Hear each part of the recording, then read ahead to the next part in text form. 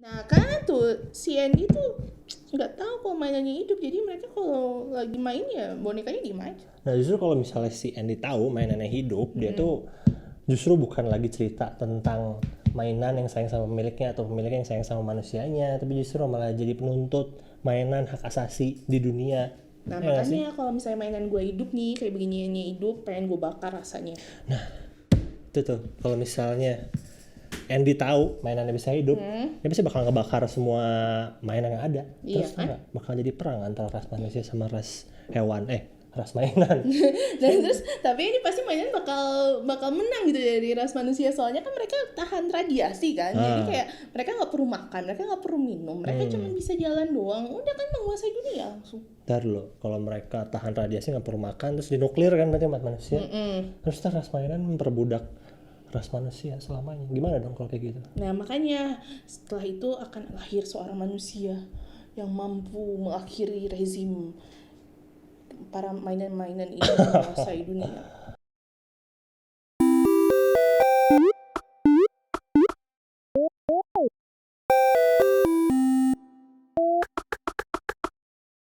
Hai, ketemu lagi di Kuat TV.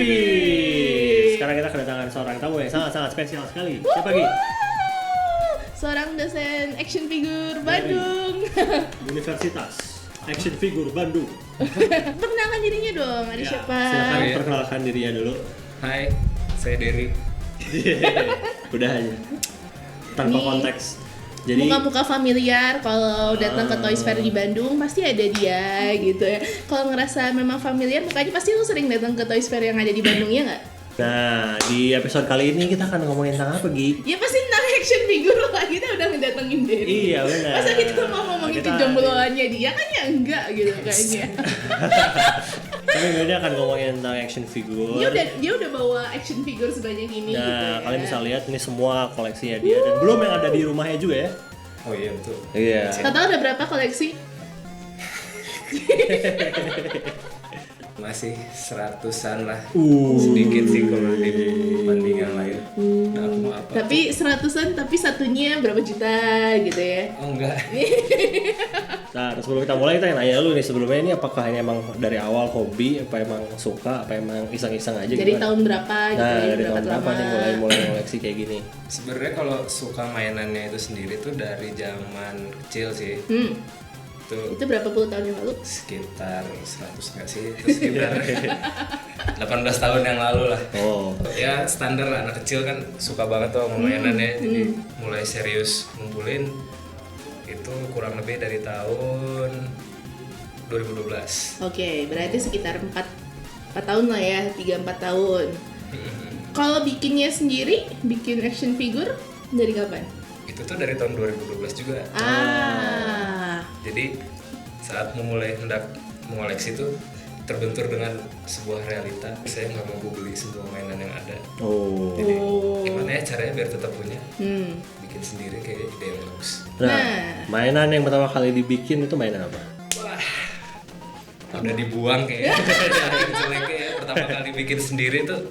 Tapi kayak di sini yang dibikin sendiri sama Derry yang mana nih?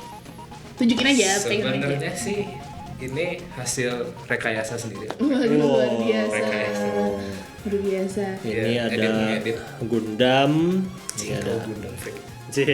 Star Wars, ini MTV, itu Kamen Ya. Rider, Dan itu ada dinosaurus kepala manusia. yang di tengah itu adalah cetakannya.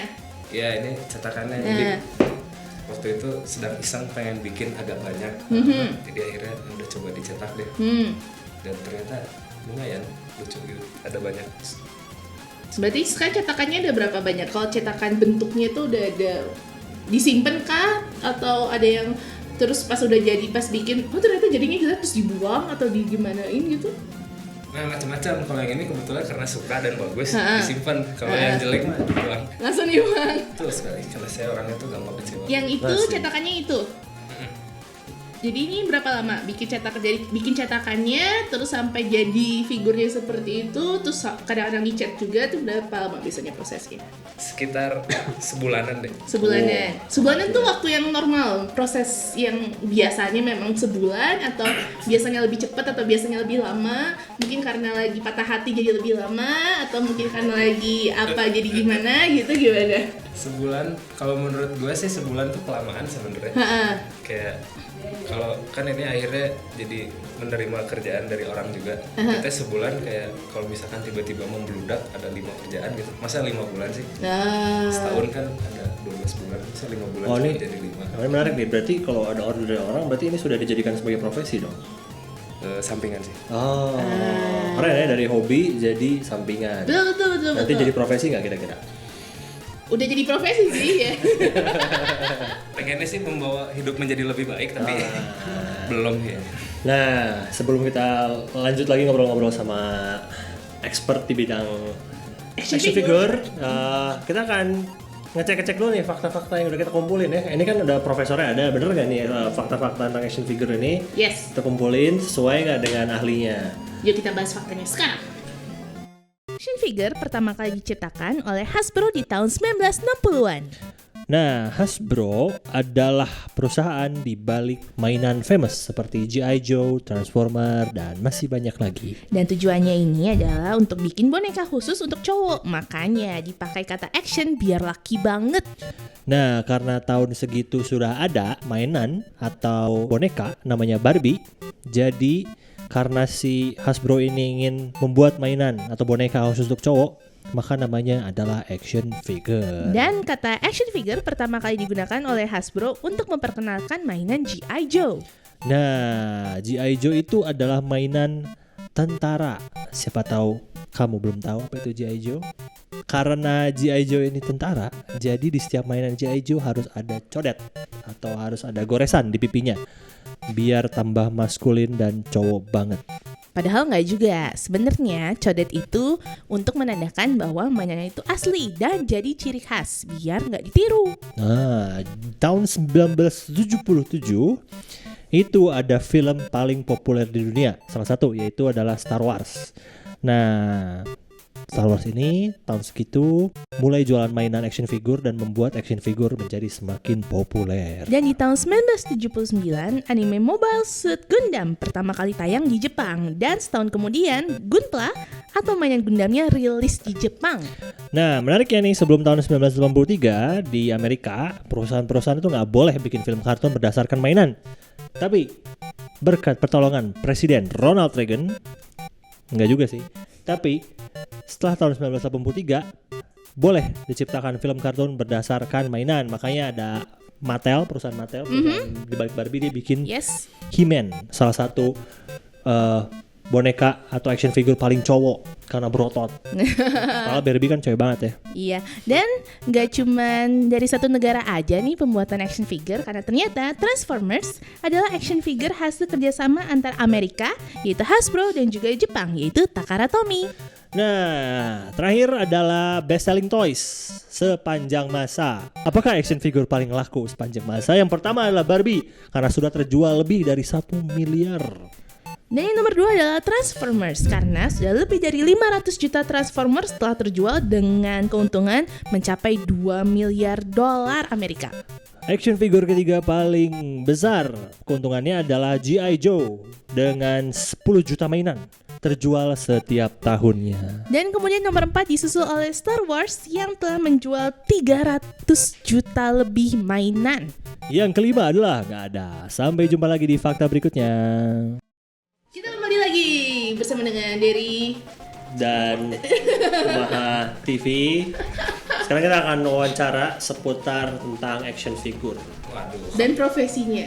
Nah, tapi kalau setahu lo nih Der, banyak gak sih yang bikin action figure seperti lo gitu, yang dari scratch, dari cetakannya sendiri di Bandung dan di Indonesia sendiri?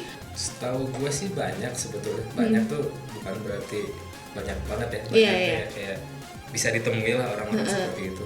Nggak langka gitu ya? Cuman ya karena ini pasarnya segmented, jadi ya gitu deh. Dia emang harus bertemu dengan spesiesnya dulu baru Oh gila bisa gila. ketemu linknya. Biasanya orangnya nggak kelihatan kalau dia modeler gitu. Oh, namanya modeler berarti. Modeler. Tapi banyak kan nih dari dapat orderannya nih dari Indonesia kah, lokal, luar negeri, atau mungkin luar angkasa gitu, mungkin alien mungkin pengen bikin model aliennya Biasanya gitu. beda dimensi juga sih. Nah kan, jadi gimana? Sebenarnya sih lebih banyak orang Indonesia ya. Orang Bandung khususnya. Orang Bandung khususnya. Apakah ini profesi sebagai modeler ini bisa menjadi sebuah profesi? Jujur menurut gua pribadi, terus tiba-tiba serius. Belum sih. Oh belum. Belum. Jadi kalau biasanya kan gini kita mengkiblatnya tuh Jepang atau Amerika. Terutama Jepang sih. Kalau Jepang mereka seperti kayak menghargai membuat yang seperti ini tuh seperti orang Indonesia menghargai pengrajin, entah itu ukiran Jepang atau pengrajin kulit atau gimana yang orang rela bayar mahal untuk itu. Sementara kalau di sini ini tuh kayak masih kebutuhan yang Hura-hura. super tersier. Jadi modeler ini bisa dijadikan sebagai profesi nggak sih, melihat bahwa yang action figure di Indonesia ini masih terbatas? Untuk sementara belum. Jadi kayak lebih ideal menjadi sampingan. Jadi lebih baik, lebih indah ketika punya penghasilan tetap lalu penghasilan sampingannya beginian. Jadi nggak semua orang ya sebenarnya bisa menikmatin action figure ini. Ya soalnya itu kan balik lagi kayak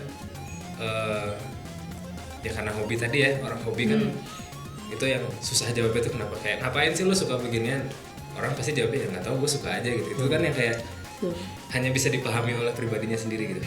Action figure ini sebenarnya gimana sih cara menikmatinya gitu? Gimana cara orang-orang bisa mulai masuk ke? Tada. Coba, apakah harus dipegang dengan cara tertentu kah atau Misalnya ada orang nih, gue mau mulai koleksi action figure tapi gue harus mulai dari mana? Gimana cara gue menikmatinya? Keren. Sebenarnya action figure itu kayak produk turunan. Jadi sebelumnya itu orang-orang taunya adalah statue, patung. Jadi pertama tuh orang bikinnya patung dulu, kayak untuk pertama kali toys yang mempunyai detail paling sadis tuh dia keluaran McFarlane, dia ngeluarin karakter Spawn. Jadi itu dia ngeluarin figur dengan detail statue gitu. Jadi di zaman itu tuh statue adalah barang yang paling detail dewa gitu. Nah, cuman kan kalau barangnya statue diam statik, dia kayak cuma bisa dilihat dan disembah dan dipuja saja gitu kan. kayak si dinosaurus gini kan statis kan dia berarti kan. Nah, tiba-tiba si McFarlane ini dia bikin terobosan di mana statue itu dikasih sendi sama dia. Akhirnya orang yang beli tuh bisa kayak punya kebebasan, gue pengen ganti posenya, gue pengen ganti jadi ini lagi. Jadi kayak dia nggak bosan di lemari display dia. Nah, makanya itu salah satu nilai lebih dari action figure. Jadi kalau menurut Jerry sendiri, lo biasanya menikmati action figure itu seperti apa? Apakah dipajang doang atau memang lo ngeganti posenya setiap seminggu sekali, atau lo setiap kali habis bikin lo foto terus lo pamer di sosial media kah? Gimana? Kalau gue karena mostly gue kebanyakannya tuh ngulik ngoprek modif dan macam-macam, jadi gue menikmati proses itu sih sebenarnya. Kayak gimana sih ngebentuk detail kayak gini, gimana sih bikin efek kayak gitu. Tadi kan sempat bilang juga di backstage gitu kan. Backstage. Gimana. Bahwa ini tuh sebenarnya bisa dibilang repelan buat cewek gitu. Apa ya repelan? Ya sebagai anti cewek lah gitu kan. Iya. Emang cewek-cewek tuh nggak mau ngedeketin gara-gara action figure ini gitu. Emang ini hobi buat cowok doang apa gimana sampai bisa menahan para wanita untuk mendekati? Bener nggak sih gitu? Sebenarnya kalau dari pengamatan gue, cewek itu kan sebenarnya dia butuh perhatian ya. Oke. Nah, kalau lu ngumpulin beginian nih, ini mahal nih. Duit lu bakal kekuras buat beginian. Jadi kayak alokasi lu buat memberi perhatian ke cewek lu kayak ngajak jalan, ngajak apa, pasti kekat budgetnya. Nah, mungkin pertanyaan terakhir. Yang paling rumit dari tahun 2012 sampai tahun 2012 kira-kira yang pernah kerjain itu model seperti apa? So far paling rumit tuh si merah itu sama si ini. Kalau ini gue ngerasa ini rumit karena ya pertama kali bikin yang bertema di Jepangan samurai dengan serius, jadi detail-detail kecil. Mereform bentuknya yang tadinya nggak gini jadi kayak gini. Jadi kayak ngerasa itu cukup cukup susah ternyata. Kalau itu karena dia robot, dia harus presisi kanan kiri, itu tuh kayak lumayan tricky sih. Ntar lo ini tapi emang bikin dari nol apa emang udah ada modelnya kan Dan biasanya Gunpla itu kan Gunpla itu biasanya udah ada settingan Asalnya gitu kan. sih dia robot sampah hibahan seorang teman, jadi dia tiba-tiba datang ngasih sampah yang nggak berbentuk gitu. Sedih banget. Keren Terus juga. karena gatel daripada numpukin sampah mending dijadiin, ya udah jadiin kayak gitu. Nah buat kalian yang punya sampah juga mainan-mainan yang pakai mungkin bisa dikasih ke Bang Dery buat diperindah. Atau Dery punya tips and trick nih buat yang lagi nonton nih, mungkin 3 tips and trick yang mau mulai jadi seorang modeler apa nih? Bukan jadi model ya, modeler. Modeler. Jadi model harus ganteng. Sendirinya ganteng nggak? Enggak sih. Oke, jadi kalau misalkan teman-teman mau jadi modeler ya, tips nomor 1 adalah sabar. Sabar. Sabar. Oke. Tips nomor 2 sabar. No. Tips nomor 3-nya jangan berhenti ngulik deh. Sabarnya mungkin sabar dalam banyak hal kali ya. Sabar dalam ngerjain ininya, sabar dalam ngumpulin duitnya gitu kan. Sabar nungguin kering. Dan bikinnya juga harus teliti juga ya. Makanya sabar. Iya benar-benar. Dan sabar juga karena masih jomblo juga, karena masih sibuk dengan Handy kan. Kalau mau nanya-nanya nih sama Dery, mungkin yang lagi nonton. Nggak ada di sini. Nggak ada di sini. Nggak ada di sini. Bisa dibikin. Nggak ada di sini. Bisa nanya kemana nih? Mungkin mau kasih nomor handphone atau Atau mungkin punya Twitter, sosmed yang Facebook, bisa di-follow. atau punya fans club tersendiri mungkin dari FC gitu. Kalau misalkan ada yang tertarik pengen lihat-lihat apa yang udah dibikin atau pengen nanya-nanya, bisa ke Instagram @dery637 atau Facebook pages hipstaku637. Langsung aja di check out. Dan jangan lupa juga like fanpage Kumaha TV. Subscribe YouTube-nya juga Kumaha TV. Jangan Itu lupa aja. komen juga kalau misalnya ada pertanyaan ke Bang Dery nanti Yap. kita sampaikan ke Bang Dery. Terima kasih buat Dery yang sudah mampir. Terima kasih. Ini kita boleh bawa satu-satu ya. Bagi yang mana, Archie yang mana. Sampai jumpa lagi di episode selanjutnya. Dadah. Ya.